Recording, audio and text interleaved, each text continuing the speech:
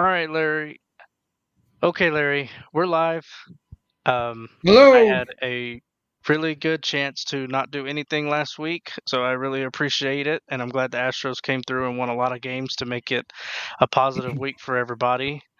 Um, I know Clint we was we took a week Clint off. was cruising last week, folks. Yeah. He was having a vacation. So Yes, I was tanning. If it doesn't show, hopefully it's not too bad. But it was great. I was watching games though. I promise. I was watching yeah, games. he I was was talking to watching Larry games. about it. He was tweeting. He was messaging me. I was like, dude, you're on vacation. Yeah. Watch these No, we don't. later. But we're relentless, just like the Astros offense has been lately. We're relentless in our pursuit of how we help fans learn the game within the game. And like I said, guys, visit LarryTheGM.com. Follow us on YouTube. The YouTube names are here. Twitter accounts are scrolling across the bottom. And if you're already there watching, it's not that hard to click like, comment, and subscribe. It takes 10 seconds. So, with that being said, Larry, any thoughts about the last week or so before we hop into the content? So Clint, the articles I almost put out, the articles that went out this week, I almost named them.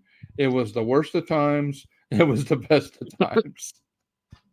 So I, that's kind of the theme yeah. of that was kind of the theme of the articles, and we're gonna go through those articles. So essentially, I didn't put a video out for those articles, guys, but we're gonna give you essentially a short video for each one of those articles. We'll talk about the content of them, and but yeah, that's kind of the themes. Like this is the run. This is well, okay.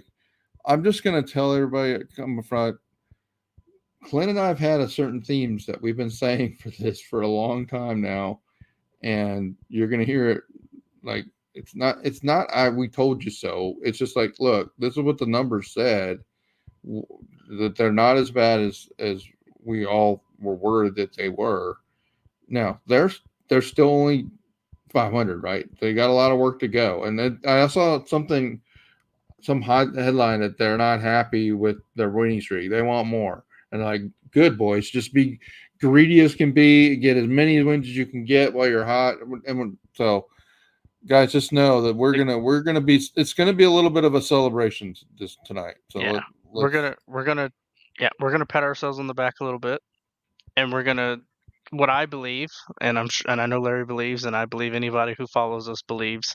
We're gonna talk about the Astros in a way that no other site, radio show, I guess fan site, whatever, what have you, is going to talk about them. And that's kind of the point of this whole thing. Is like when we come here, it's data driven, it's analytically driven, it has purpose and meaning. And I think you know, we were maybe not 100% right on everything, but we were 70% right on a lot of things, and it's starting to show. So with that, Larry, let's just get right into it. Let's get So, after it. agenda tonight, we're going to update moneymakers as usual.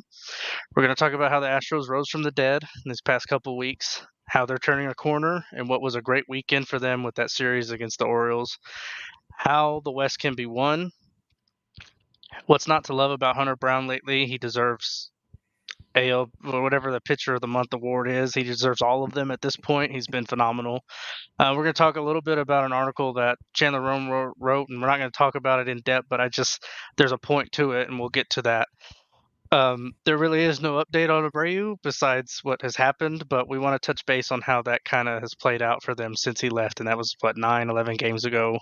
We'll do a Q&A, anything else. So, folks, if you're on, start sending questions, think about it. This is always an open forum dialogue thing, so we want everybody to get engaged with us as well because that's where we have the most fun.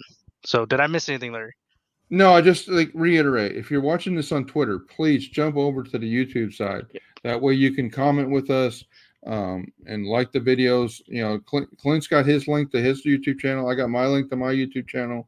The video for this is in both places. Jump on there, make comments, and please let's have some fun with as we go through this. And let's start with the moneymakers because Oh, it's yeah. been in it. So moneymakers, if you guys remember, April was a rough month for the moneymakers, and now we're flat. Like, look at this, Clint. How many times have you heard me say the moneymakers will follow the franchise? Like the moneymakers Hmm. are at 500, the team is at 500. It's Yeah. wild. Okay, net we're down 380 net from the beginning of April, but since April 27th, the basically when they went to Mexico City, we're up $975 for the moneymaker bets, the Bovada bets and moneymakers. Both Clint and I are playing. I'm playing on Prize Pick. Clint is playing on Underdog. I'll be full disclosure. I'm only down like 25 on the original 250 that I had in there. I'm learning and getting better. I mean, the last 2 weeks have been good for me on the Prize Picks, but yeah, I'm learning exactly how far to push the Yeah. Prize Picks, and the difference between these bets and what's happening in Prize Picks for me and for you and Underdog is in those you're almost in the daily fantasy you have to string together. Um, Essentially, you're doing, what do they call it when you put multiple bets together, Clint? You're doing Yeah, you're doing a parlay. Yep. yeah, you have to do the parlay, right? And so Yeah. how well do the XWOBA data translate into parlays is something I'm getting better daily at. The And best picks are up 390. So go ahead, Clint. I'm sorry I interrupted you. no, I was just gonna reiterate on a parlay thing, guys. It's always looking at two sides of the whole thing. Like we're talking about Astros hitters, we're talking about the opposing team hitters. Don't forget when our team hits, their pitcher suffers. So there's always bets to take on the opposite side. If you Right. really have high belief and high conviction that Jordan Alvarez is going to hit 3 home runs in one game, I mean, obviously, I'm speaking hypothetically, even though he could, then you can go ahead and say, well, if he's going to hit that well, I can start looking at the under or over on a pitcher for certain things. So it's definitely something to keep in mind. So don't just limit yourself on what the hitters are doing with the XWOBA data. Use it to your advantage. I use it to my advantage all the time. That's why guys, you got to become a moneymaker. You got to get into the chat that we've got. You got to be there. That's the value of it, because we're not just putting out stats to say this is the bet you should take. There's opportunity to talk about it and really strategize on how you would actually approach it. And obviously, you know, we always want to do things responsibly, of course, but the big thing to me is that it's can be fun because it's very informative and it opens your eyes to the game as well. So I definitely say, become a moneymaker, get in, get with the program. Even if you don't want to play fantasy daily fantasy, the Yeah. moneymaker data opens up a world to you of the matchups in the game, and generally now I'm getting out to the moneymakers the bullpen, how the bullpen matches up with the team as well, so you can see like as the game happens why they're switching to the various pitchers they're switching to at the point of the order that they're facing. So all right, I get enough advertisement for the moneymakers, guys. I would say you're missing out on some fun if you're not there. All right, let's talk about Clint. Go ahead. I'll speak from the bullet points. You jump and put the article on. What we're going to do is we're going to run through. Clint and I put together two articles. Well, I put out two articles. Clint put out this one, his one article that fits right in between the two that I put out. So it's really cool. And we didn't even talk about it. And it's like, oh, Clint, Nope. this is perfect. So how the Astros rose from the dead, and really what this article goes to, guys, it is the how bad it was and what was happening, and what I detail out for just to remind everybody the major issues this team had in the first 26 games when they started out 7-19 was driven by an absolute avalanche of pitching injuries that 11 key pitchers were out or had been out by late April. 11 key pitchers were were still out or had been out for a significant period of time by that point. It's just wild that here we were sitting on on the night of August 25th with a 7-19 record. And it was so disheartening because we were been hammered with pitching injuries like no other team. The Dodgers and the Astros were fighting for the worst pitching injuries, and the Dodgers have been fairly disappointing to their fan base, considering the massive payroll and all the advantages they had. So the bullpen was also a disaster because keep scrolling down, Clint. Hader, Right. Presley, and Abreu all had major issues, and as we detailed out on this podcast, in that time period, Hader and Presley were besieged with terrible luck, and that was illustrated by their FIP to ERA spread. The ERA, the FIP for Hader and Presley, even on April 25th, which was the multitude of how bad they were. Hader was at a ERA of 8.38, and he had a FIP of 2.774.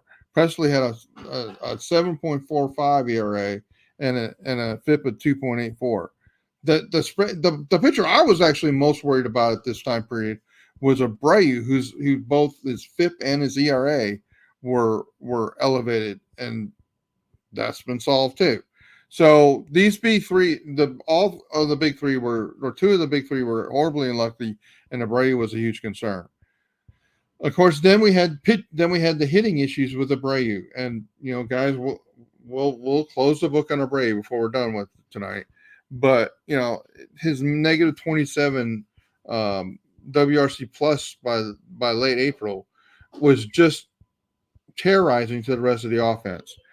Bregman was off to a slow start, and that looks funny with all the vitriol that was spewed at Bregman, because he's now Bregman again. And like, well, wait a minute, what were we all saying back then? And McCormick was off to a slow start, and I kept saying I think he's hurt. I really think he's hurt. I think that, I mean, that's still, the jury's still maybe out on McCormick a little bit, but he looks a lot more like McCormick as of late. So the 2023 McCormick. All right, then we had a period of time shortly after that where it seemed to get better, but then Verlander started having issues, and he's been out since mid June. Valdez, since April 27th, or since his return on April 27th, he came back from an injury. So he was one of the 11 pitchers that was out in April. I don't know if people even remember that. He was out for like 3 weeks. Valdez has pitched really well in 8 of his 11 starts, and overall has a 3.95 ERA. In the very least, I think part of the reason the pitching starts getting better from this terrible point where where they had over a 5 ERA is Valdez is giving you innings almost every start. I mean, he's just like consistent innings, and then that helps the whole team. And Javier came back and had one good start on the 16th of May, and then he struggles, and then he's gone for the year on Tommy John. So like another, I mean, he had been out. He was one of the 11, and then now he's gone again. But some really, really positive things started happening in May after this. The bullpen, the ERA, and we're going to get into it from that point. Now, when I wrote this article, it was 3.66. It's even better than that from some other metric points. Scott, Taylor Scott has been incredible, guys. Incredible since late April. Abreu found himself since this negative point. His ERA is 1.4 and his FIP is 2.49. So all the calling out Larry the GM did here, maybe Abreu figured it out. I don't know. I'll take credit. Take credit for fixing them. Look at Hader's numbers since this point on April 25th, guys. Everything, like, we were at the depths of hell as Astro fans on April 25th. Look what happens with Abreu. Look what happens with Presley, and Presley's BABIP is still too high. So he's still gonna get better. Blanco has this like, where did Ronel Blanco come from? Like, Ronel Blanco, 30-year-old, is pitching like some like 23-year-old phenom prospect that no one ever heard of, and he's just been incredible. Now his BABIP is unsustainably low, guys. So just he's not going to be this good the rest of the year, but it's pretty amazing. And then Clint's favorite subject, Hunter Brown. Guys, since 426, Hunter Brown, when I wrote this article, I think it's down even more, was 3.16. So 3.18. So the guys, the team doesn't even have McCullers back, doesn't have Garcia back, and the others that could come in. And the pitching dramatically improved. Now, Bregman, almost in like stair steps, Mm-hmm. figures it out. Like since since May 13th and 162 plate appearances, he's been a 161 WRC plus. Then he got like extremely hot in late May, unsustainably hot. 101 plate appearances, a 195.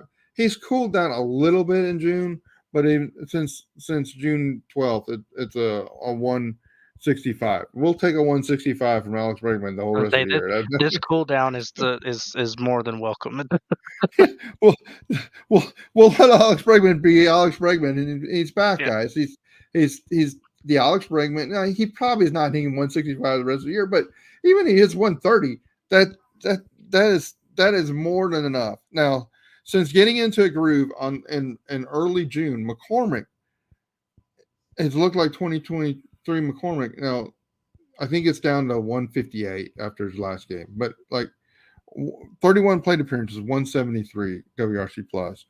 And Tucker's been out, guys. And during that period of time, the team has still been hitting 115 WRC plus before the Rockies series. It's up since then. So it's really, really crazy. And then Clint, I'm going to pass the baton on to you because you're going to tell us about what the weekend in Baltimore meant to you. you know, guys, and I'll pull the article up for a minute, but the team had I guess, and I tell Larry this all the time, and I'm a big proponent of this. This team finds another gear when it has to find another gear, and I think we've seen it. We've seen it since 2015, 2016. They just there is something about them when they get into these big moments, especially against one of the better teams in baseball. And obviously the Yankee series, everybody's like, well, they weren't good against the Yankees. Well, unfortunately, as the records show for that whole time, they weren't good against anybody. So now that they've woken up, now that they're rising from the dead, they're finding their way.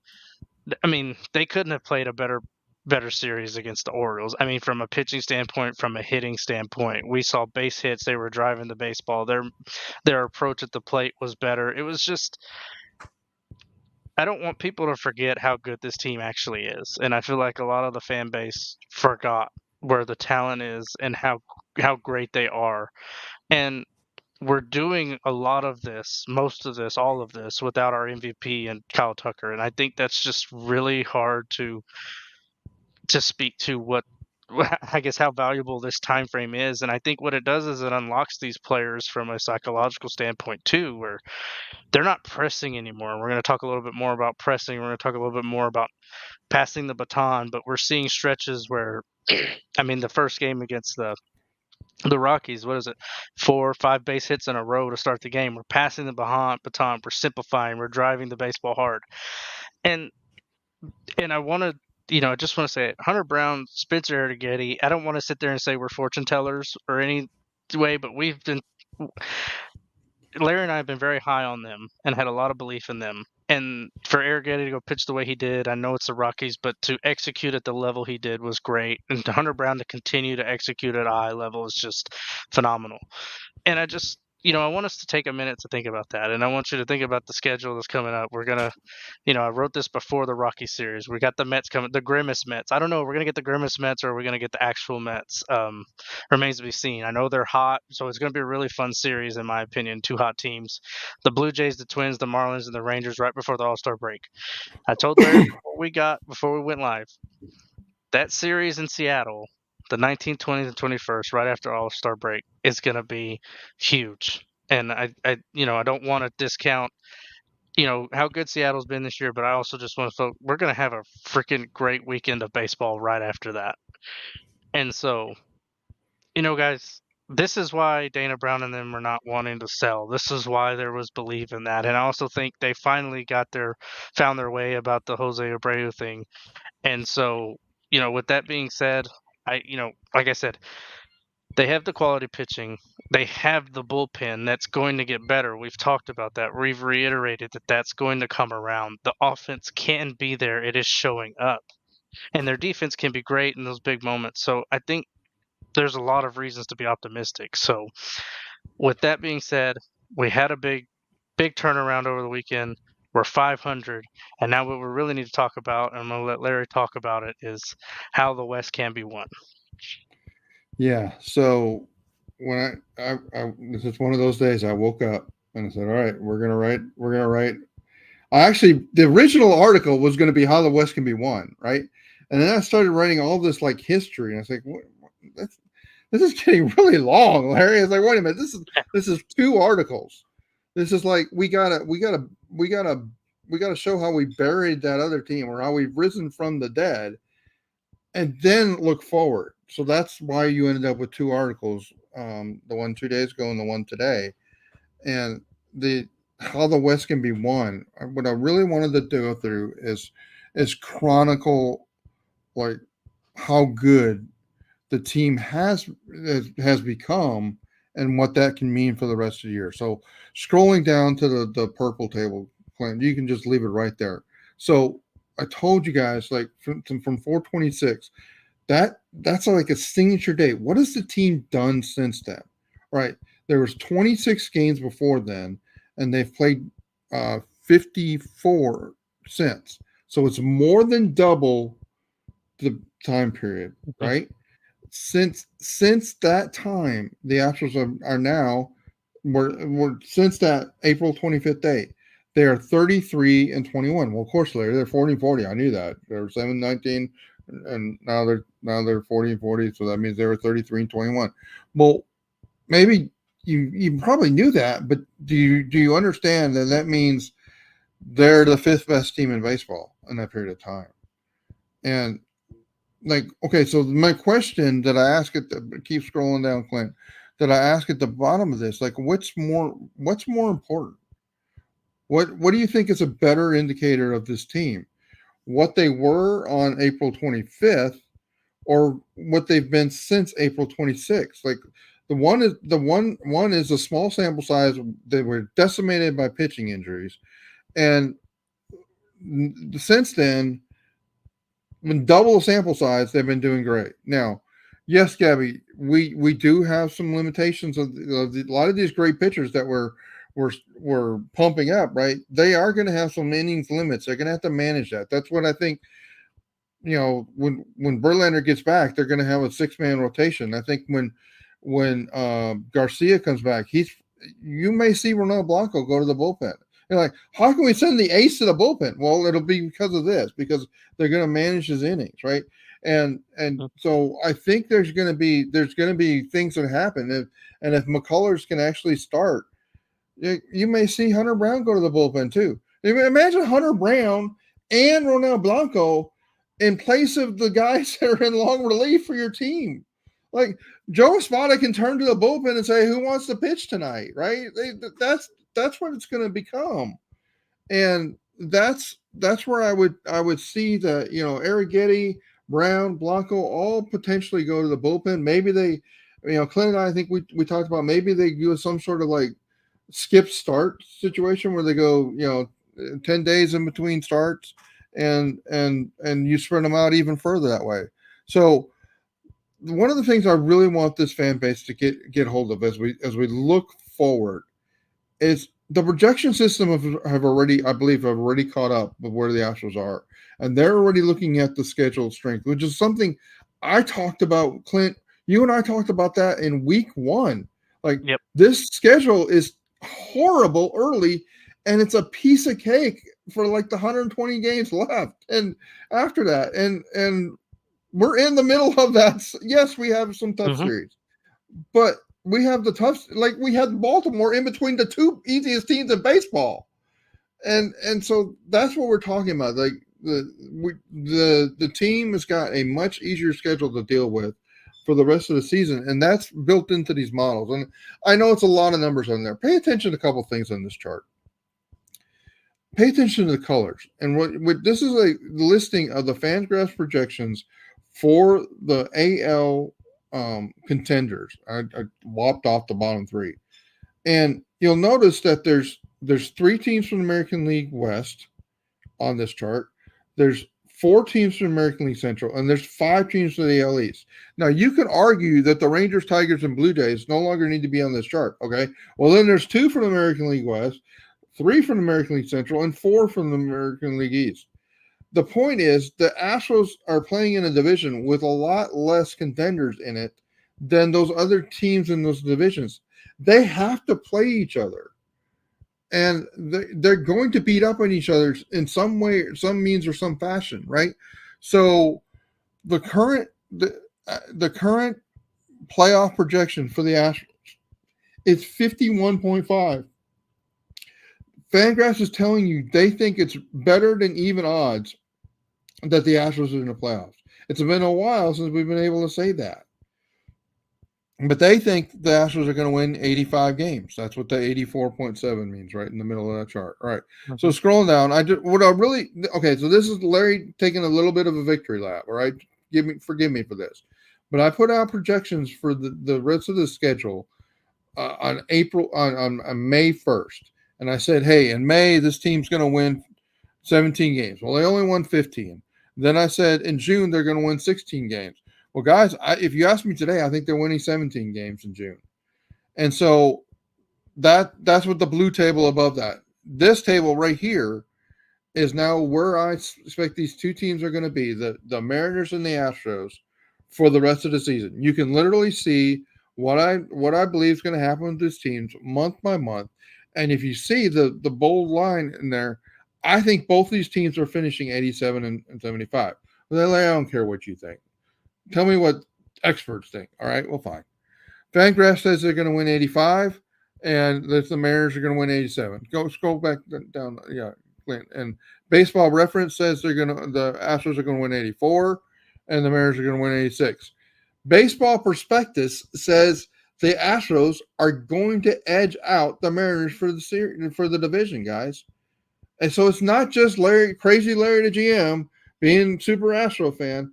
All these projection systems, the core of the statistics based websites, they are all projecting the division for the Astros. It's going to be at most like a 2.5 game spread, and it's really, really tight. And I think they're going to be dead even, which means, just full disclosure, that means the Mariners will win the division because they have the tiebreaker. But that's where we're at. And basically, if you average those three, they think the Astros are going to win 85 games. I say they're going to win 87.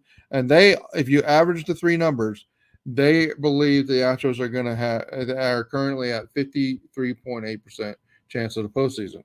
So the point of can the Astros make the playoffs? Yes. Clint, I've been saying it since April.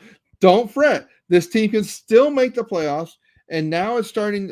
Now I think the fan base is starting to see it, a little bit of belief. And maybe this article is really to help you with your belief system about where the Astros are. All right, you can scroll down, Clint. And just so everybody has it on the record, I'm giving you series by series what I think is going to happen in the series for both the Astros and the Mariners.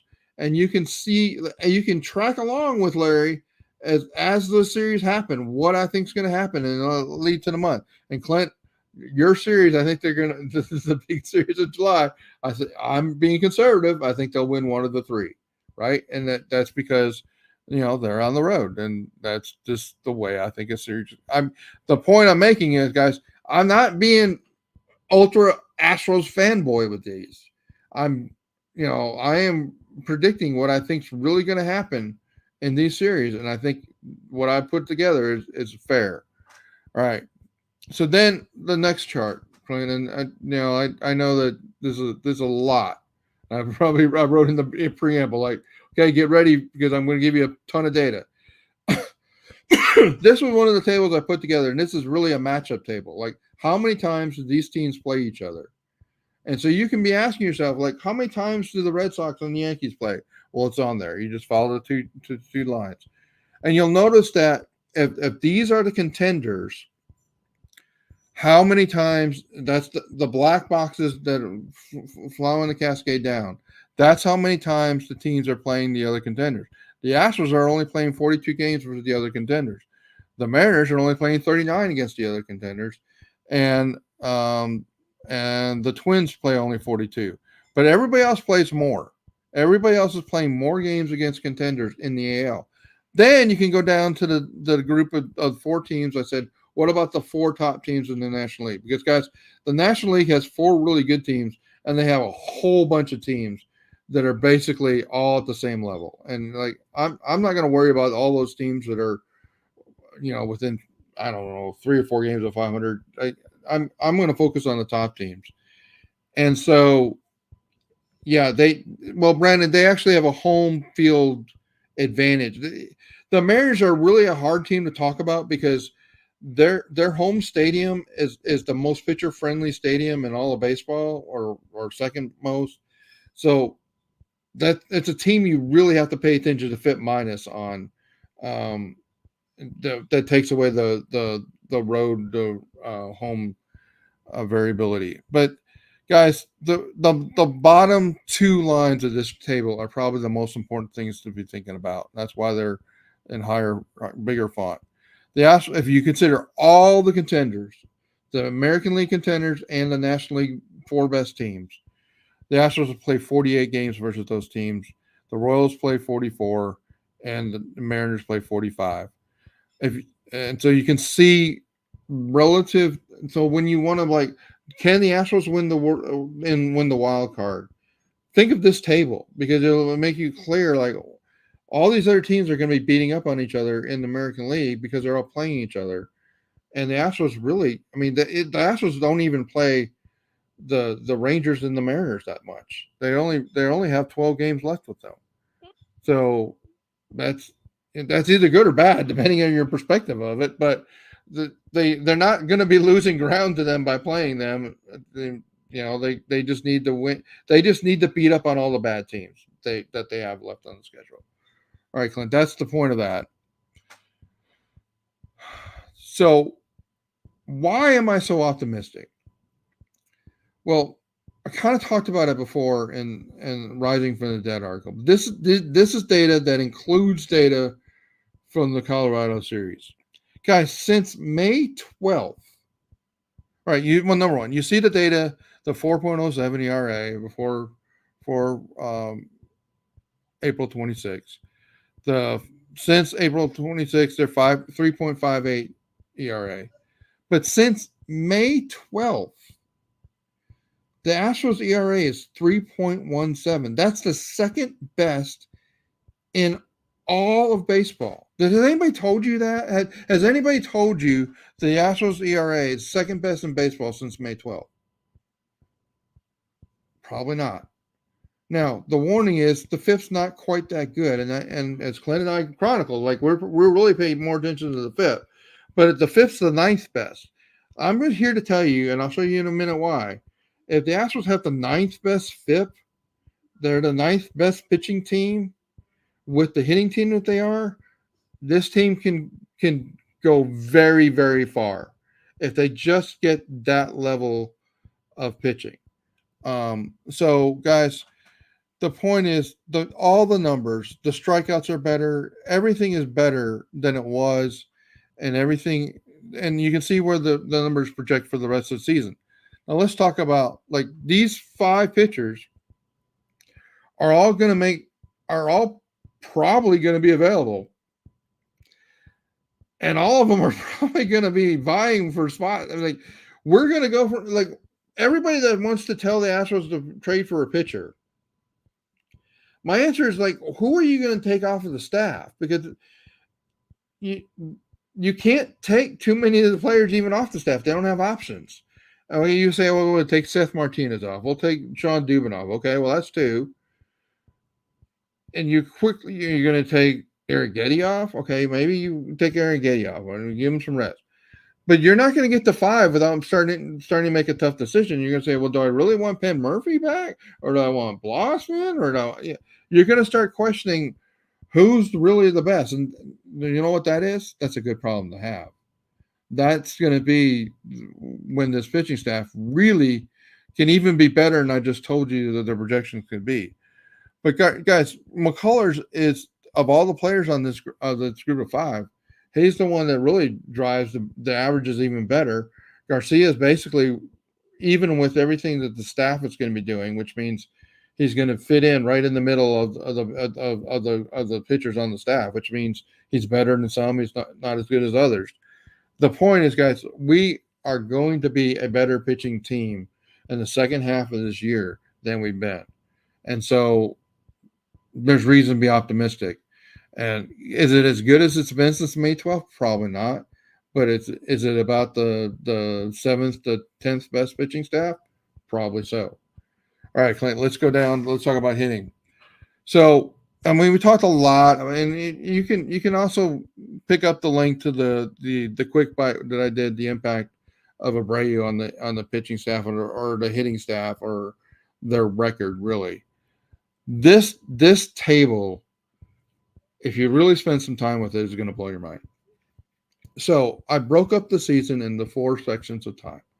The beginning part where the Abreu was here, the part of the time when Abreu's in Florida, that's part of the time when Abreu's back for 16 games, and the 11 games since he's been released. The Astros are 9-2 since he's been released, guys. Now, when he was with the team early, there were players on this team that really started off the season hot, despite what we think about Bregman. We had a few guys. Altuve was really, really hot. We had several Pena others was that hot. were. Pena was really hot. Yeah, and so center fielder Myers was really hot, right? Myers So when he went to Florida, the team actually started batting slightly better, but some of those guys that were super, super hot started to reach more to norm. So the team went from hitting 113 WRC plus early, that when he was gone, they hit 115 WRC, 116 WRC plus. That was the WAR was the 4th best offensive WAR in the league at that time. When he came back, this team hit a major, almost. I think Clinton, we talked about this, almost team-wide slump. It was horrendous. The team was hitting 93 WRC plus, 16 games from the moment he came back to the moment he was released. Since he's been released, now Tucker's been out of the lineup since June 4th. So most of the time, well, all the time he's been released. Sorry. So Tucker was gone, and you can chalk up a little bit of the 93 to not having Tucker, just to be fair. But since he's been released, Tucker hasn't played a single game of the 11 games, and the team is batting 121 WRC plus of a 783 OPS. That's incredibly high. That if they hit 121, they're one of the best teams in baseball batting for the rest of the year, guys. So with Jose Abreu in the lineup, the whole lineup was at 106, even with all those hot starts. Without Jose Abreu in the lineup, the team is 117, which is like one of the top 5 in the major leagues. So the projected WAR or projected performance, if you go into the Fangraphs projection tables, 764 OPS projected, 118 WRC plus. You have to use Larry's model to get to that number, but it's about a 118 WRC plus.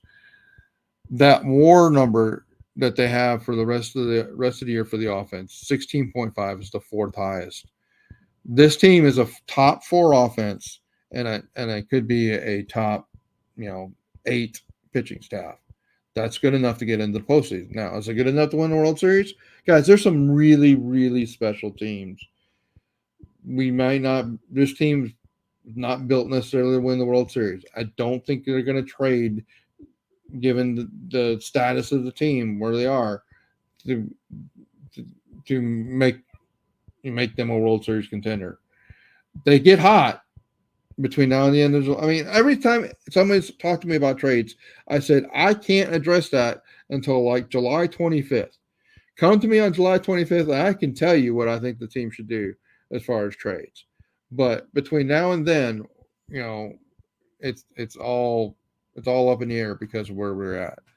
All right, so guys, one of the things I want to say. So you might, I don't trust all this WAR projections to like the season records. All right. Well, what I wanted to do is let's go back and look at the last 3 years.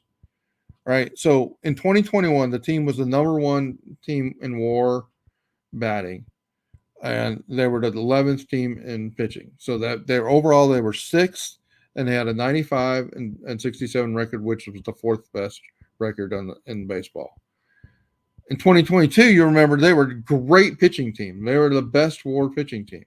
They were the sixth best batting team, which was about third, and they had the second best record. You see the trend? The numbers kind of hold, guys. The WAR actually does translate into wins. In 2023, they were the fifth best hitting team and the 14th best pitching team.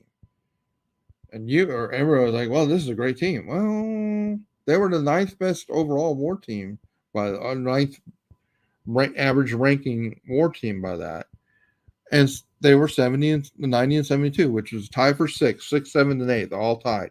So you say, well, it was six. Well, it was either six or eight, depending on how you want to split the tie.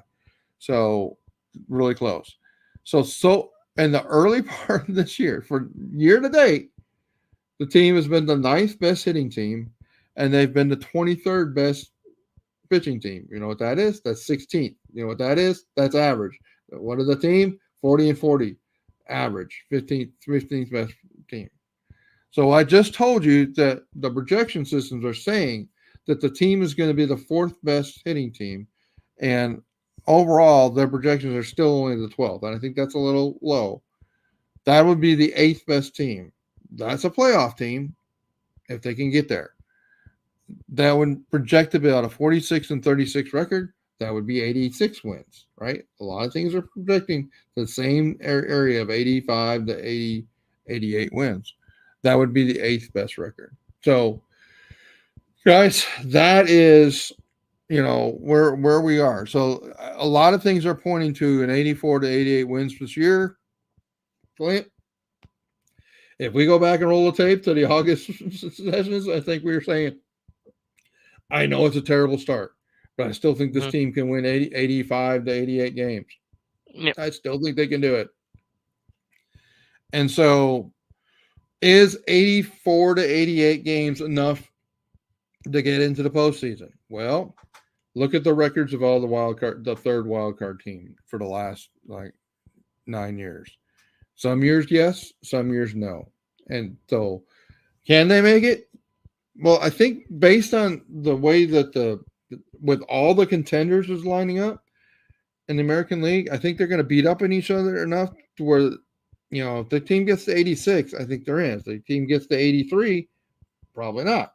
So it's just a matter of, if there's a year in the American League in 2017, if you had 80 wins, you were in, right? It's just and no, they didn't have three wild cards back then. I'm showing you what the third wild card would be. So that's the story, guys. And the point being is the team can win the American League West.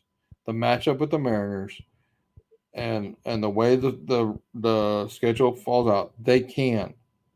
They cannot. They probably should make a wild card, or at least, I mean, Fangraphs and Baseball Prospectus are saying they agree that this team is more than likely to make the postseason as a wild card. So there you go. I don't know if people want to disagree or hate on that, but that's the story. That's how the West can be won by the Astros. Right. And I think, like we're looking at this from we're being very conscientious of the reality of baseball when we Right. project out these schedules, these wins and losses and stuff like that. I always believe there's an intangible factor. If this team gets hot, they win 10 or 12 games in a row, 8 or 9 games in a row, a few different times during the season, it's going to fluctuate, and that's just something we can't reasonably predict. So, 85, 88 wins is fair. Could this team do better? Absolutely. Could it do worse? Absolutely. But I just, it's important for everyone to understand that the uphill battle is kind of gone. So now we're gonna ride that plateau, and we're gonna have chances to build momentum. And you can sit there and say, well, the competition's lesser. Yes and no. You know, baseball is still baseball, and it'll still bite you in the butt, and it'll still ruin your day if you let it. But also, these guys need to build momentum. They need to play these games. They need to be able to see barrel up baseballs. Like it still takes execution. It's the old saying of doesn't matter. You can play down to your opponents and lose, and you can play up to your opponents and win. I mean, that's kind of the whole thing of baseball. So it's just Right. you know And Clint, nobody was like saying, well, they're playing this really hard schedule, so therefore it's okay that they're 7-19, right? I mean, no one wanted to hear that excuse then. Although I was making that excuse, no one wanted to hear that excuse. Like, okay, well, yeah, the schedule's easier now, so yeah, it should be easier to even win, and they're not decimated with 11 pitching injuries, right? So, like, it all we're heading toward I think a better second. Well, I think the second half is going to be better than the first. Okay, well, that's not really saying much, but I think they can. I actually believe they can win the West. So, all right, painting the. This is Clint. You take it away. Painting the guys, picture. it's kind of something I wanted I mentioned in the article, like what they have coming up, how this is going to kind of shake out. But the Mets they're going to New York. They're going to play the Mets. They're going to play the Blue Jays. They're going to play the Twins. And I will say this is a much different baseball team than the Twins saw whenever they played them last time. And number one, and then obviously, um, number two, that's kind of where I'm at with this whole setting the stage for this series in Seattle, the 19th to the 21st. I just think it's a huge, big time challenge and big opportunity. And as we've seen, I think this team can rise to it and come away with some wins and really start to put together what is going to be that run in the second half. And it's like we always come back to the same thing. Like we've been on this boat since it started. We saw it, we understood it, and the reason why we understood it is because of the data and the way that we are reading it and using it, interpreting it. But I just want to paint this picture because everybody talks about big series, and it's like these are games they should win. These are games they need to win, but also this is how they build momentum whenever they travel to Seattle that weekend. And I know there's tiebreakers, this, that, and the other, but going into Seattle and maybe taking two away from them can change the course of a season from a not just a tangible, performance, but it's a psychological thing as well. And I think this team just continues to build and gain confidence. So I'm just painting this picture of like, guys, there's room for them to win even more games. They could stay hot. They can do all those things. It's going to be great. I think this is the perfect time to be getting really into baseball and really focus because these Astros they're in a fight. I mean, Yeah. bottom line. Yeah, they're in a fight for every series, guys, and I'm showing you the day. This is the blown up portion of that big table I showed you in the can the West be won article, right? So, like, you have the detail of what I think the Astros are going to do in every series for the rest of the year. This is just a series to the the series after the All-Star game, the All-Star break that Clint's talking about with the Mariners is so critical. You can see that I'm not predicting the Astros are sweeping a lot of series. I think there's like one or two series that I say they're going to sweep, and that's against a bad team at home, right? Mhm. I'm I think I've been very fair in assuming, hey, okay, maybe the Mets away. Maybe I shouldn't have that 2-1. I just think they're hot. So I think that, Yeah. of course, the Mets are hot too. So, maybe that, Yeah. but the Is rest it of the going to be the series, I grimace think I've Mets been or is it very going to fair. be the Yeah. Mets? I think I've been very fair with my projections. And you can see, like, hey, if they don't take 2 from 3 from the Mets, well, they're behind the 87 projection, right? And that's really the territory I think they need to be in 86 or 87 wins to get to the postseason. And every time they failed to meet the expectations of where I'm setting them, it probably gets closer to the point where they're probably going to not feel like they're going to make the playoffs. And that's, I mean, because I have to believe the management's looking the same sort of thing. Like, hey, we got to track this. Like, what do we really need to do? Okay, so do you want me to take Michael's question right now, Clint, or do you Uh, want to? yeah, let's hop into it.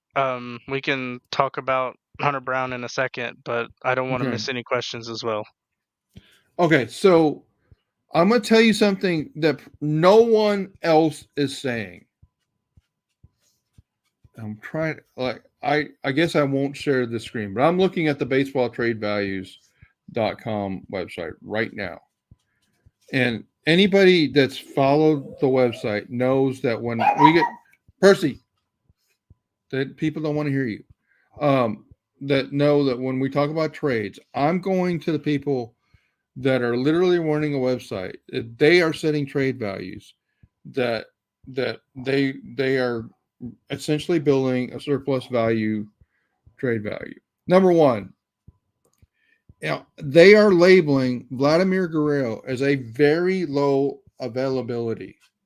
So I don't know if it's an agent that's putting the rumor out. Quite frankly, the source for this whole rumor, I don't trust at all, because on Astros Twitter, that guy has thrown out multiple rumors that the Astros were going to get so and so and so and so and so and so, and none of them happened. Okay.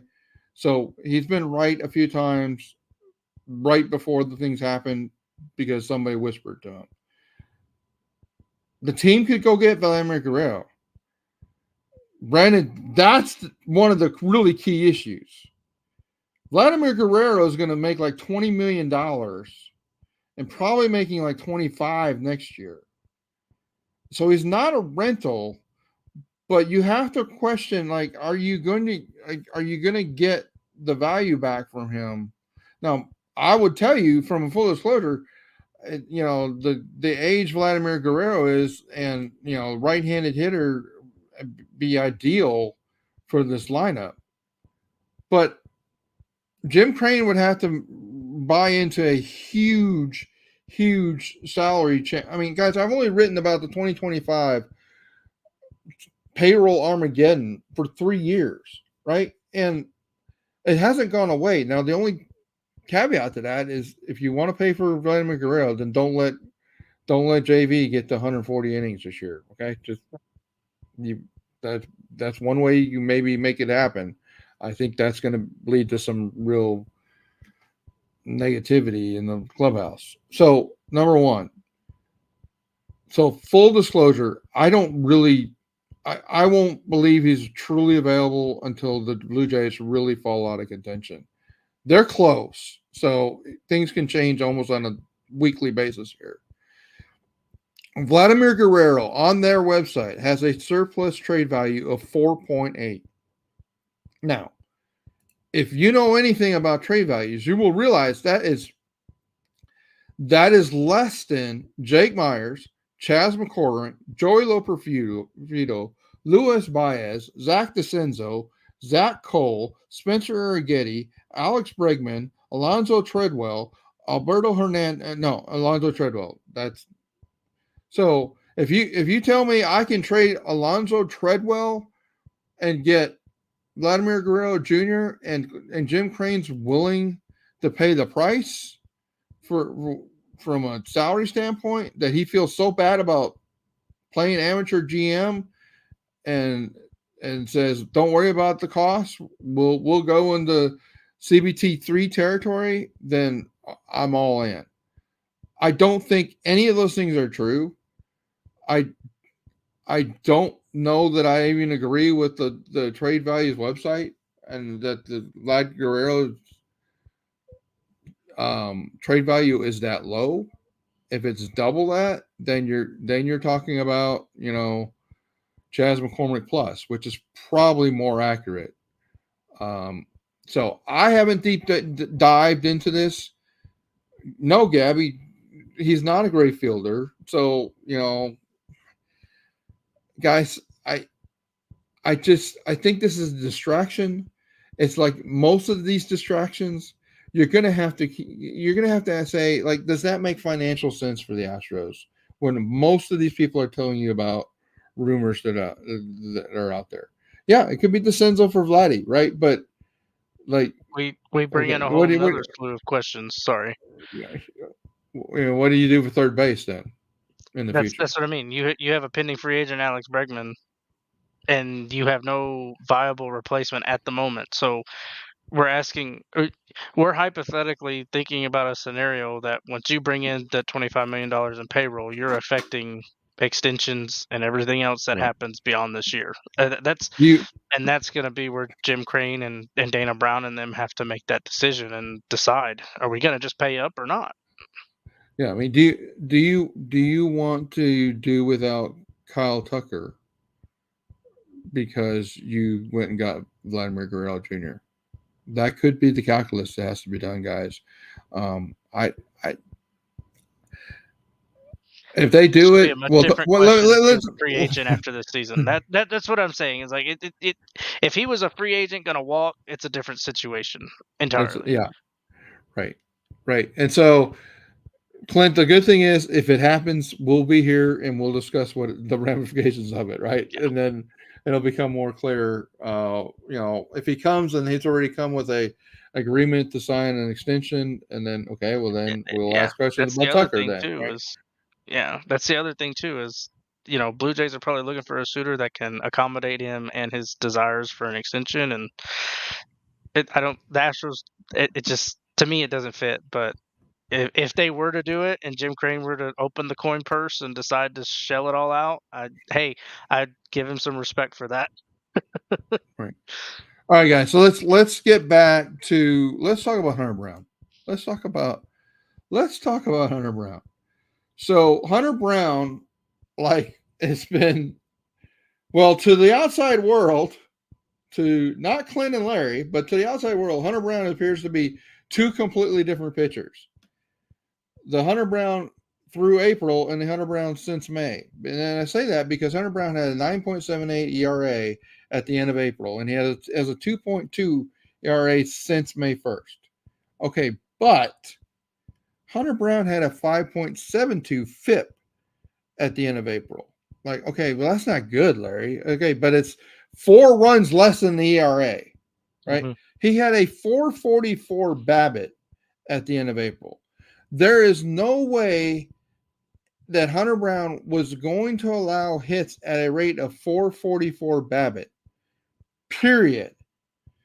And these are the sorts of things that Clint and I were saying about Hunter Brown and some of these other pitchers. Like, okay, he's been terribly unlucky. Look at the WOBA spread, guys. 447 WOBA, 354 x WOBA. All right, a 354 x WOBA in a league of 309 or 309 is average is not good. But 354 x WOBA is in a completely different level than a 9.78 ERA, where like a significant portion, I won't say half, but a small and loud, obnoxiously loud portion of this fan base was tweeting that Hunter Brown sucks. And I kept saying, you don't know Hunter Brown. Yeah, for Hunter Brown really to suck, you are saying that every single scout in the entire Major League Baseball got it wrong related to Hunter Brown. Hunter Brown has been the best pitching prospect the Astros have had. And, well, I would say he's been better than Forrest Whitley because Forrest Whitley constantly was getting hurt. So I don't even know when we've had a pitching prospect as good as Hunter Brown, because for me it predates Forrest Whitley, which means you're way back, and I probably ever. The other name that comes to mind is Mark Appel, but Yeah, right, yeah. Well, we saw that one and we happen saw too. how that went. Yeah. So since May 1st, Hunter Brown has been terrific. 2.2 ERA. He's pitching. Tacky. He's He's pitching in pitching. AAA. He's pitching in AAA. He's a secret player to watch because Yep. he's another one that could be on the staff in the second half of this year to take pitching innings off the rest of the team. He's one of those classic. We didn't need to make a trade. We had it's a deadline deal. It's a deadline acquisition because he's just been down there. Yeah, we traded for a prospect named Forrest Whitley. All right, the Hunter Brown's FIP. So I really want this fan base because Hunter Brown is not going to pitch to 2.2 ERA the rest of the year. Okay, he's just not. The BABIP of being 250, that's unsustainably low. So it's like he's been like the worst luckiest, the worst unluck. Now he's getting a little bit of luck. His FIP is saying he's not as good as the 2.2 ERA. But if you basically said this guy's like a 3.5 ERA pitcher for the rest of the year, that you know what that is? That's an ace. You know what all the projection systems said about Hunter Brown coming into this year? That he was a staff ace. So that's the WOBA spread is basically saying, hey, this is the Hunter Brown. You can trust this FIP at about a 3.5. That is Hunter Brown. Now, Clint, you tell the folks about this pitch by pitch stuff. That's fascinating. Okay, Clint, you may need to take the weekly recaps header off because they're not going to be able to see the whole. yeah. Let me get that off for everybody because I think the one thing I really want everybody to understand is a lot of people are like sinker. It's the sinker. The sinker's just making his money. It is, but it's not the way that we envision where it's just dominant. Okay, because the sinker from an ex-WOBA standpoint is 289. It's been a 336 WOBA pitch for him, so it's been above average so far. A little bit below average is what it's projected to be. But what it does for him, and a lot of people give Hunter Brown credit. He can throw 6 pitches. I mean, that doesn't happen all the time. Studs. Stud pitchers that can throw 5+ pitches are just rare, in my opinion. It just doesn't happen as normal. But when you look at the ex-WOBA data on all of his other secondary pitches, knuckle curve, cutter, changeup, before he started throwing the sinker, how much that sinker has complemented his repertoire of pitches is really where this starts to dive in, and it really starts to change the eye angle. It changes the tunnel, the delivery, the break. And I think the best pitch that was getting hammered is the cutter, and it's just such a unique pitch to throw off of a sinker when you create 2 completely different breaks on the same plane out of the same tunnel, which, it's like this tunnel where the ball's getting released at through this hand, and you create that variance, and it just starts to keep hitters off balance. It creates a little bit more soft contact. They have to look for something else other than a straight four-seam fastball or a cutter that's cutting into lefties a little, or a little bit away from righties, vice versa. So Clint, I just want everybody to emphasize that. help the folks understand the table at the top of this was Hunter Brown Okay, yes. before April 30th or until April 30th. The table at the bottom is a table. Then these are both versus right-handers because the data said to do this with lefties. Number one, the sample size gets really small, but really the huge shift has been with the righties. And the table in the bottom right is to the righty after May 1st.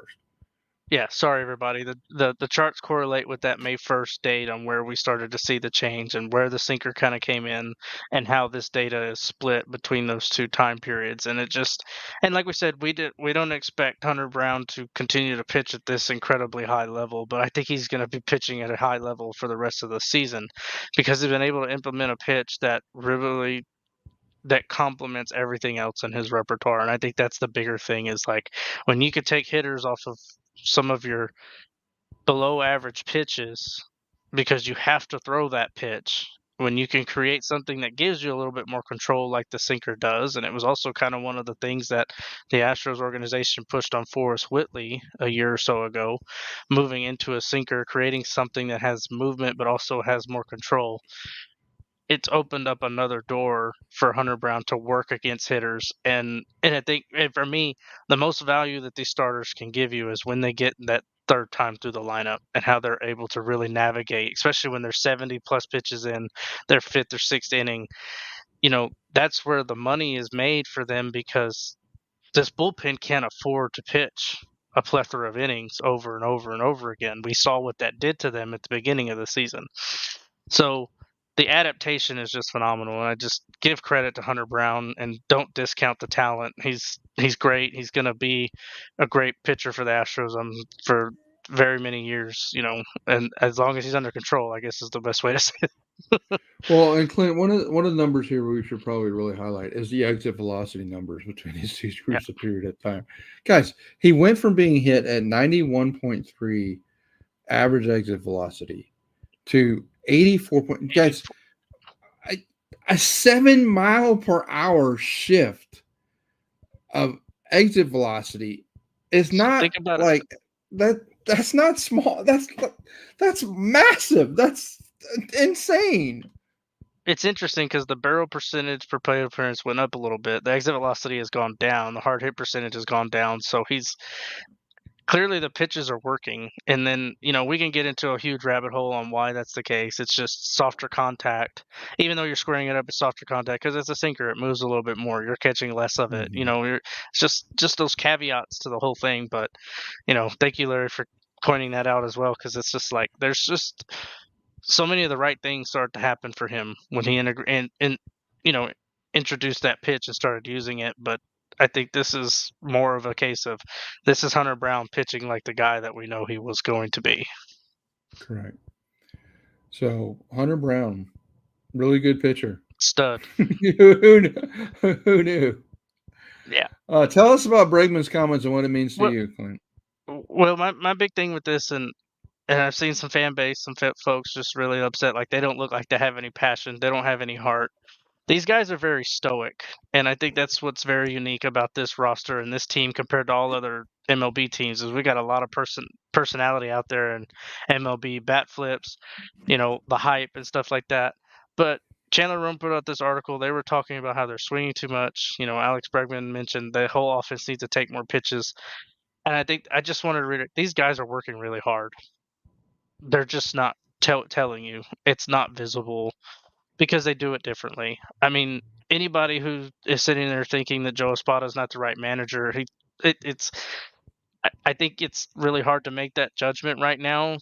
I mean, even now with this win streak and everything else, but just the personality fit. He is there. He's fighting with these guys, and they understand their circumstance, and they're going to work themselves out of it. But I also think their ABs for the past week or two just been so much better. I mean, they've seen better pitches, they've made better contact, and I also wanted to this doesn't go into it entirely, but like, you know, we've been hard on Yainer Diaz about his ability to hit with runners in scoring position, and with Tucker out, Joe Espada says, "Here, you're going to hit cleanup. We're going to figure this out one way or the other." And I think that just takes some guts, and it takes a team that's really working to find it. And I want fans to believe that these guys are working as hard as that. They're working a lot harder than it looks, But Alex Bregman's always been a workhorse. He's been a workhorse since his days at LSU. So it wouldn't surprise me that that's rubbing off, and he might be a quiet driver of all the success. So, we just gotta. We were being patient, but I just want to reiterate, guys. These guys are playing really hard, and they're working at it. Well, I just think this is further evidence that clearly the Astros are listening to this podcast, Clint, because you've been calling for this for months. So Yeah. I'll just choose to believe that, although there's no evidence that other No. than they just parrot the things you say, Clint. So I always had the great saying of what's great about strike one is you're gonna get strike two. right. So you can always rely on getting a second pitch after that. So All right, Clint. guys, it Let's also leads close us the into the door. other side of that. Let's Yeah, close the door on the episode of Jose Abreu. the Clint, Brave I guess saga Clint, is we over. haven't had a podcast since Abreu was gone. We took 3 weeks Oh, off, so yeah. but you know, guys, I wrote a couple articles, and the day before Jose Abreu was released, I wrote this article. How long? Go. I mean, just for your own entertainment value, click the link on and go find the how long article and just like, oh my gosh, like it was almost like one of those moments where I went into lawyer mode, and the Astros was like, oh Hmm. my god, look, are you reading what Larry's writing? That didn't happen. I'm just playing, but the point is that article made it really clear that the decision was basically Jim Crane's and Jim Crane's alone. And I think the baseball guys were saying, Jim, there's nothing left here. And then I wrote another article that basically was what the impact. Now tonight, as we went through this, the Rising from the Dead article and the Can the Astros win the West? They actually framed the Abreu situation, or the lack of Abreu situation, even better. Yeah. So I mean, I gave you the offensive difference between the team with and without Abreu. So guys, it appears really positive. I think the one concern really is like how much Mauricio Dubon is playing first base. Not that he does badly playing first base. It's just that you don't have that super utility You don't have option that with him. utility guy. Yeah. Once you put him at So first, you've got to really navigate that situation. Yeah. unless you're willing to have Singleton go into the game and then move Dubon wherever, or have either Loperfido or Cabbage go play first base too. So I mean, those are all But possibilities. But the point is, Clint and I think every single podcast we were every doing the recap we chronicling of, did, yeah. and oddly enough, I think if people go watch the last one, I was saying, wait a minute, there may be some early good signs. Well, it's almost as soon as I said that, they They cut went. bait. They went to the next series. He didn't hit a damn thing. So it's like, okay, no, forget it. Within a week of me saying that, like, okay, no, it's time to pull the plug. And I wrote the How Long article, and it's like, okay, there's nothing left. So he's gone. All right, guys. I guess it's question and answer time. Q&A, folks. Do you have any questions for us? We will be glad to. We'll address them. I know we're Yeah. an hour and 11 minutes in, so you got maybe have gotten your questions in. But any other questions before we go?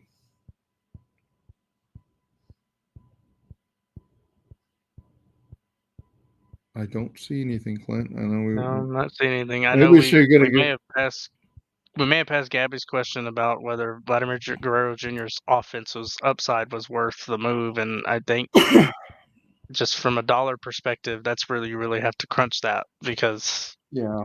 can he really drive this team to winning? You're talking about 3 to 5 more games in the second half. That's a big ask. So, Gabby, I would say the answer to that question depends on what the definition of it is.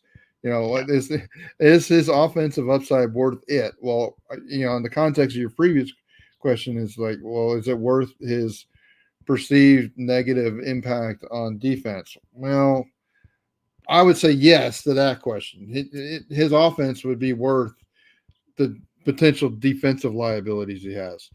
If it is the price tag we might have to pay him that's significantly more than what I quoted from the baseball trade values, well then it depends like what it is. What is the price that this team is going to have to pay to get Vladimir Guerrero here? I don't know. Um, okay, so Brandon's asking about Loperfido. Clint, what do you think? So Do you think they're going to Brandon play has. Loperfido first? I don't think they're going to play him at first, I don't and either. I think I believe if they were going to play him at first, they would have done it already. Well, I don't think they're going to do it this year. They may Yeah. send him off in the offseason and say, "Hey, you go work at being a first baseman during spring training. We're gonna work on that a lot and such." So I don't think he's I playing just first the rest of the year, I guys. Yeah, I think that there's a belief, and I think that they're content, and they're probably a little more confident than probably most others are in Dubon and Singleton splitting that position.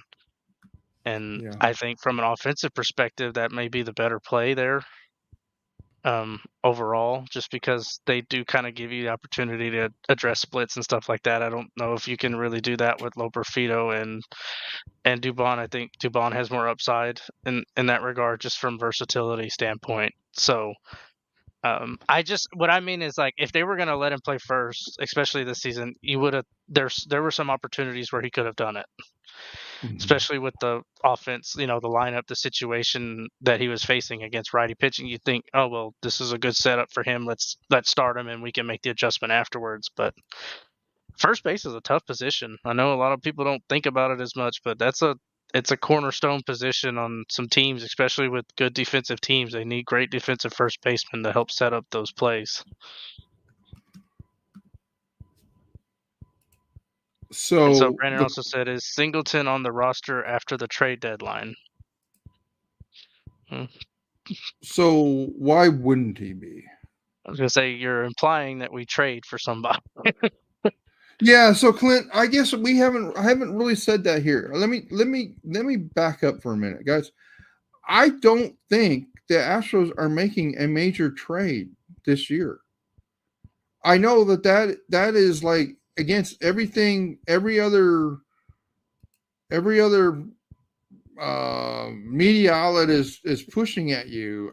I'm just telling you, I think most of them are doing it from a like, hey, let's get more clicks by proposing the Vladimir Guerrero trade. Hey, guys, I like if you're the Astros, do you want to go deep into the well of trading more? It depends what you're having to trade, right? Yeah. Like there's the only chips to trade that I think give you anything significant in return are Chas McCormick and Jake Myers. I'm not sure which one of the two that the team should trade, and I know as soon as I say that, everybody's going to hit me back with, well, they should trade Chas or they should trade Jake. I mean, like Jake's got more value. Chas has got probably has had stretches where he's been better than Jake. So. And you're going to have to find a team that's okay with not getting a prospect, they're getting a guy that they actually can start. There was, Dana Brown said last year, like they're looking for a team that's still trying to win. I think what he was trying to tell you is that he's trying to find a partner that he can send a Chas McCormick or Jake Myers to that could actually use that person in their lineup and have an excess of pitching last year, especially. Yeah. So. Number one, who are they trading for? Because I think we did a pretty effective job of trying to describe, like, there may not be a hole in the pitching staff to trade for. I know that's what everybody wants to do, but if they truly believe Garcia is healthy, they truly believe Lance McCullers is going to be healthy, they truly believe that Penn Murphy is going to come back, like there's I don't know that there's a spot to put another tradable arm into. And so and it's like, okay, well, they're going to trade for a first baseman. Well, John Singleton is hitting above 100 when he's facing 100 WRC plus when he's facing right-handed pitching. And Mauricio Dubon is good versus left-handed pitching. So there's no like, there doesn't need to be a hole in the lineup related to first base if you follow the platoon.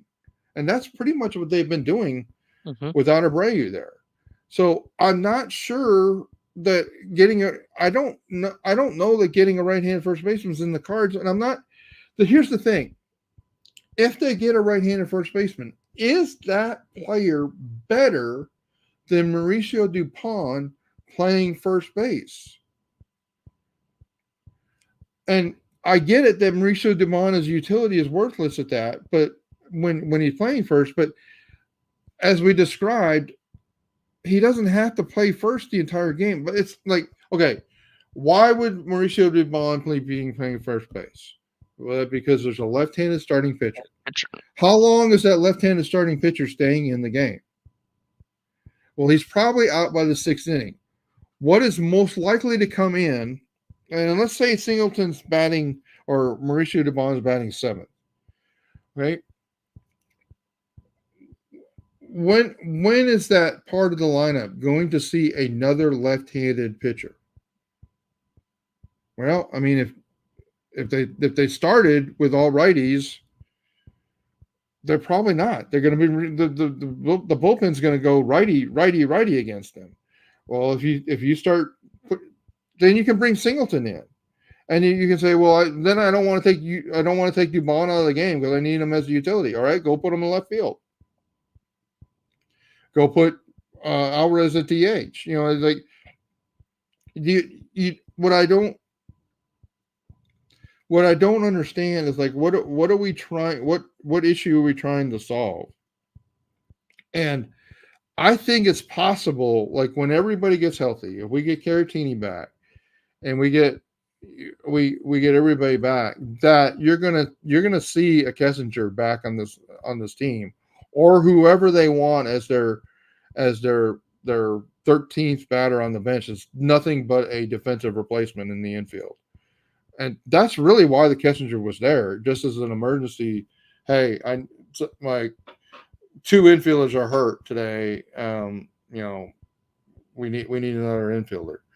I could see something like that happening, and this team's the fan base is gonna go, why are we bringing Kessinger back? We're bringing Kessinger back because that way Dubon can play first base freely and versus left-handed pitchers. But you know, the whole left-handed pitching are, you know, like, we're basically saying we're going to trade for a first baseman that's going to be used 25% of the time. I just like, really, when Dubon could be used 20% of the time at first base, and what the point is, I just don't think there's enough incremental value and paying a big price for a right-handed right-handed first baseman. And I flip flop on that, guys. I'll readily admit it. I think if you put a gun to my head, that's probably the thing that they would trade for, actually over pitching, until we find out about, like, they believe that either Garcia or McCullers isn't viable to go. Does that make sense? Oh, it does, and I think and I understand Brandon's sentiment is the front office would want a guy who can hit for more power upside than Dubon at first. I mean, so there's always the argument. You obviously anybody who can hit for more power, great, but also the argument is this team has got power in other places, and sometimes some guys have to play a role in this lineup that fits. And I know Dubon's not flashy, but you got to give Dubon credit. He can hit and he can play. He plays really good baseball, and Okay, sometimes you just have to be that type of guy, a compliment to the studs, you know? okay, wait a minute. What is Dubon's OPS versus left-handed hitting pitching this year? It's 797. He's a 124 WRC plus player versus left-handed pitching. I mean, it's not like he's not. He's making very, very solid contact. I mean, it's a small sample size. I'll grant you 62 plate appearances, but I mean that But we also that's don't why have he's data. Go sorry, ahead. Larry, I didn't mean to cut you up, but that's why he doesn't, he's not in one of those power positions in the lineup because we understand who he is, but that doesn't discount how effective he is, you know? Well, I mean, for his career, he's an 808 OPS, 808 OPS versus left-handed Yeah, pitching, and that's 427 plate appearances. I mean, it's not a 122 WRC plus platoon right-handed hitter versus first baseman. Like, I, I he's a plus that's part of hitter my against point. left-handed pitchers. You Yeah. you you have to get a guy that's going to hit greater than 800 OPS. Where are you going to get that for any, like? Okay, well, that's Vladimir Guerrero Jr. Okay, well, maybe if like, full stop.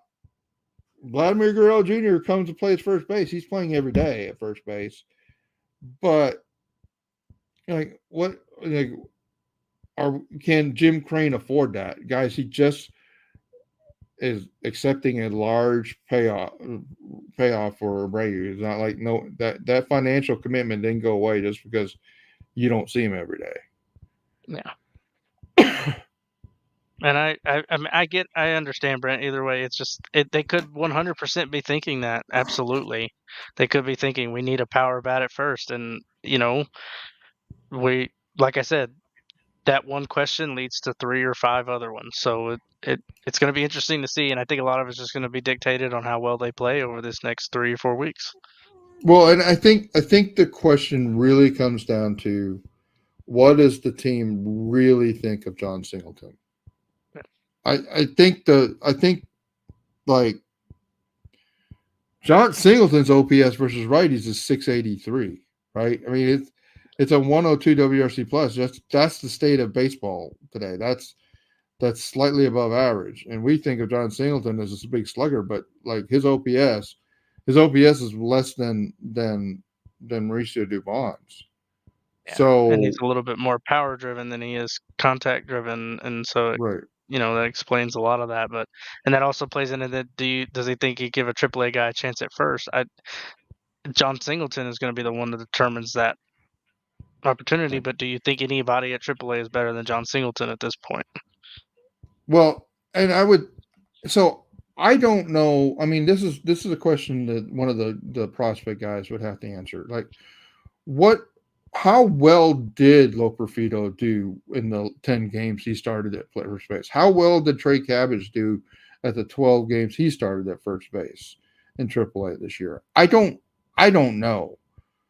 I'm just telling you by their actions, it doesn't seem like they've been eager to put either one of those guys at first base. Now maybe that changes if John Singleton doesn't really start producing. It doesn't, if his production, I guess I really should say, if his production falls off even further, then maybe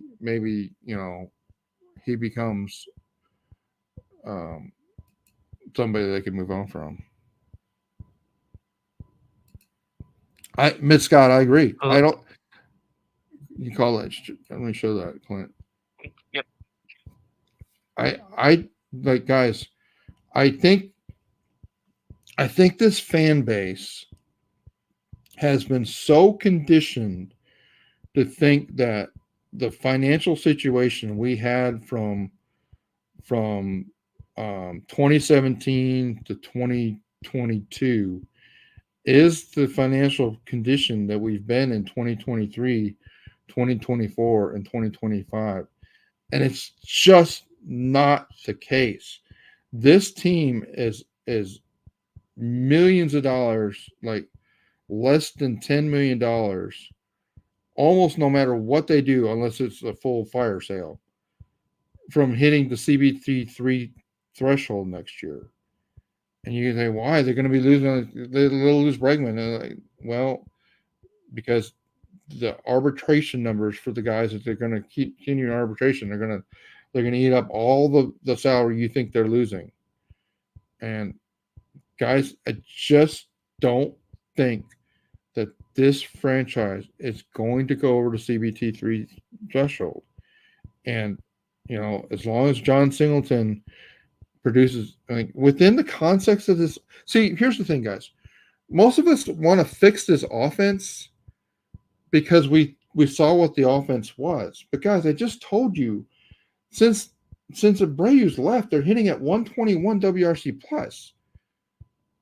The offense is the offense is like a 117 without Abreu, and they haven't had Tucker for a month almost. Like the offense is a top 4 offense in baseball. I don't think they have to fix the offense, and I don't think they can actually afford the 40-man roster spots to fix the pitching unless somebody else gets hurt. God forbid that. And I just think we're gonna roll with what we've got, guys. I don't know. Maybe it's a little muted because it was 2020. What we've done to the pitching staff this year is it's very similar to what we did in 2020. We kept bringing young guys up because the other guys were getting hurt, and it was a revolving door of pitching. And the fact is, they don't have the 40-man roster spots to make it better, Brandon. Like, which pitcher are you willing to release from the 40-man roster? And Jim Crane, which salaries are you willing? Well, I mean, there's plenty of salaries that you'd be like, well, I'll take was it Oliver Ortega, whatever, I forget that guy's name even. I'll take him off the 40-man roster. Okay, well, you can do that, but the question becomes, what are you? How are? He's not even on the 40-man now. He's not even on the 40-man. I'm not sure who the 40-man roster spot. That I mean, you can put JP Prance on the 60-day IL now because he's not coming back. There's a roster spot, but who are you? Who are you willing? Are you willing to let Dylan Coleman go? I think they're holding on to him because they think he might be like he's one of the group that have been in that ready to come in and pitch in case of massive injuries, right? I think for me, Larry, it's like you want to make a move to improve the team, but you're also talking about making a move and probably trading somebody to move salary around so that you can find another piece. And then what you have to ask yourselves is with this Astros ball club is can they afford to be without Jake Myers and Chas McCormick? That would mean that their mindset with Joe Profito is he's the guy. We can move forward with him, or we're going to bring someone else up. And you're not going to bring Chris Melton up or someone like that to try and fill that void. And then you're also asking yourselves if we're going to trade a bullpen piece. I mean, who's the most like if you're trying to shed payroll but also improve, are you really going to get better than Ryan Presley if you're trying to trade him away to get some of that salary to make up for it? And you know, uh, sometimes it's not so much. It's not as cut and dry. It never will be. But unless Jim Crane just says "F it," let's pay him all up, then that's great. But that's never been this organization's approach. Right. I mean, I am falsely operating as a pseudo GM for the Houston Astros under the environment that I think that they're operating under because honestly, I mean, look at all the moves that Dana Brown has made this year. Most of them have been minimal salary moves that basically getting guys off the waiver wire and all these things. And this fan base has been really frustrated with that. But like, guys, they're doing that because they don't have any salary space. They're trying to stay under the CBT. I guess it's 2 that they're trying to stay under I think right it's now. 2 right now, but they're just going to keep climbing. Yeah. And so, guys, they're telling. I always said, stop paying attention to what people say. Pay attention to what they do, and what Dana Brown has done is say he's not selling. Well, what he said is I'm not selling. What he's done is made a lot of small, cheap salary moves to bring supplements to this team. That's what they've done, and I don't think I haven't heard the Astros organization say we're going for it. I mean, he's repeatedly say we're not selling, but I have not heard him say we are buying. And I think that's intentional. They're going to here's what they're going to say. We've bought Lance McCullers Jr. and we've bought Luis Garcia. Mm-hmm. They're better than anything we would have gotten on the trade market. We've bought Penn Murphy. He's as good as any relief pitcher we would have got on the trade market. These are our trade acquisitions to help fix our pitching staff. And we know exactly how we're going to slot them in because we've been planning for it since day one. Okay, he said he's buying.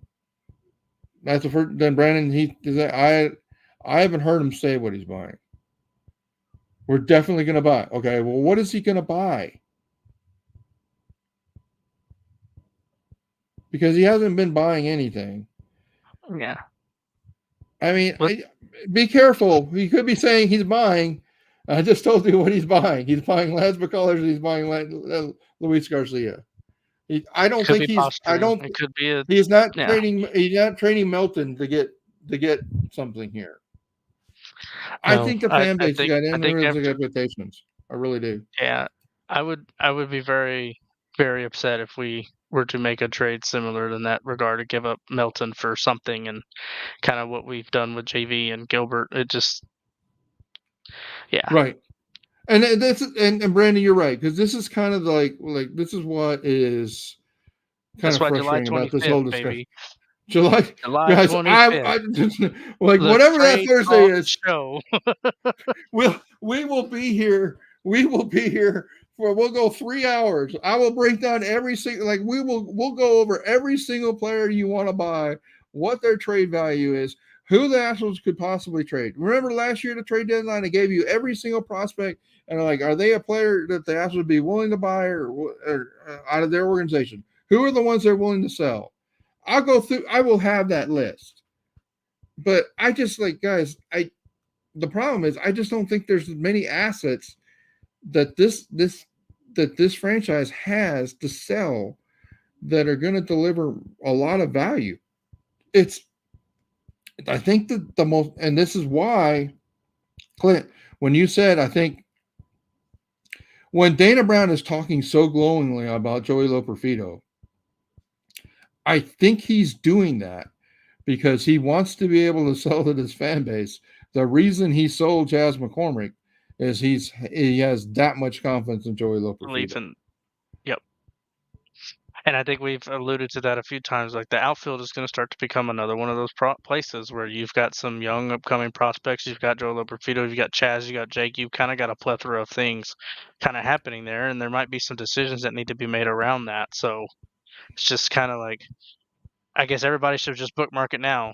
That last week, that July 25th, it's going to be hot and it's going to be busy because we're going to be talking about trades. We're going to be looking at this record, and we're going to be evaluating like, hey, what are we going to do? Like, is this organization going to push for something? Or are they not? Like, what? How do they feel? Is the record, has it gone the way we expected or not? Which I, firmly believe it will. So it's kind of interesting. And Brandon, you might be right. Joey Loperfido may be on the trade block. I mean, you could say the same with someone like, I guess, who else has come out? You've had King come up. You've had a few other guys. Maybe he's debuting. Maybe it's just showcase. Let's see what we can show him in this short period of time. But it, Clint, you know what? man, July 25th is a Thursday, Clint. Book it. we'll book it. Book it. Book it. Astros weekly recap marathon trade show will We'll be start here. at 6 o'clock and we'll be done at 11. That's for sure. We just did an hour and a half, and then we had light content tonight, and we still did an hour and a half. All right, folks. Yeah, I know. Anything else? But I yeah, okay. I missed the yeah, Dana Brown said we're definitely buying. I'm sorry about that, guys, but yeah, I think I think that he's excited that they've made a charge. Maybe that changes his tone on that, but I mean, this fan base has been trying. It's wild to me. Like a month ago, the fan base was trading Bregman and everybody. Now we're wanting to buy everything. It's like, come on, guys. Maybe the answer is we're not going to end up doing any of the one and just yeah, deploying the pitchers we got. yeah. Guys. I mean, as we wait, if any other last minute questions, this is what Larry and I love to do. We live for it. We come on here and we want to do this weekly. Obviously, sometimes scheduling doesn't always work out, and so we're back and forth. But when you guys kind of come in here and chirp it up and tell us what you want, tell us what you're thinking, what you hear, it's fun, it's awesome, and my big takeaway from this is this Astros team is far from done, and And they've got hey, a guys, lot of good baseball left in them. right? And it would be great if the team traded for Vladimir Guerrero Jr. Okay, I just to be clear, I'll be excited. I just don't understand. I mean, to be full disclosure, I'll be worried that means Alex Bregman's not going to be back. I mean, that Yeah, it's I, almost like if you trade for Guerrero, you're conceding negotiations with someone else. So there's and always that may another and to be clear, that may be domino the to right fall. answer. That may be the right Yeah, answer. Okay, but just bear with me. Larry the GM is not ready to get rid of Alex Bregman, and I've been fighting that for. I've been I've been sounding the alarm relative to Alex Bregman for 3 years. So I just don't want that to happen. So, and I think this fan base will find out why when we do lose him. I think I think the fan base drastically underestimates the value of Alex Bregman to this team. So, all right, Clint, let's close it down. We're an okay. hour and 40 minutes in. Hours and 40 minutes in. Everybody, please like, subscribe, share, follow, retweet, tweet us. talk shit to us, whatever it is you want to do, that's fine. We're here for it. We're always open dialogue whenever we get somebody to talk to us on Twitter or X. You know, let's talk about it. Support the channels. Go to LarryTheGM.com. Read the articles. We're writing more. We're on top of it. We're constantly looking at this stuff. Larry and I are constantly talking. And if you don't do anything else from tonight, the best thing you could do ever is become a money maker. Subscribe to it. Get in the bandwagon of making some money with Larry the GM. That's right. And you can yell at me when I screw up. I am real guys. Just so you know, I know I'm a We little take customer salty with. service seriously around here. I'm really salty with Twitter in general. My moneymakers don't see any of that. I'm apologizing when I'm late and asking their permission for things. I kiss my moneymakers asses for the $20 a month they give me. So you really want the softer, gentler, nicer Larry DTM. That in itself is worth $20. So that's what the moneymakers get because they pay for the website. So there you go. Oh, I'm grateful to everybody that came out, watched, joined us, listened, laughed, talked, and gave us feedback. And then obviously, Larry, we got more baseball coming up tomorrow night, and we'll be back for another recap soon. And just enjoy watching how the West will be won because that's what we're doing. All right, guys, have a good night. Thanks. Bye. Night, everybody.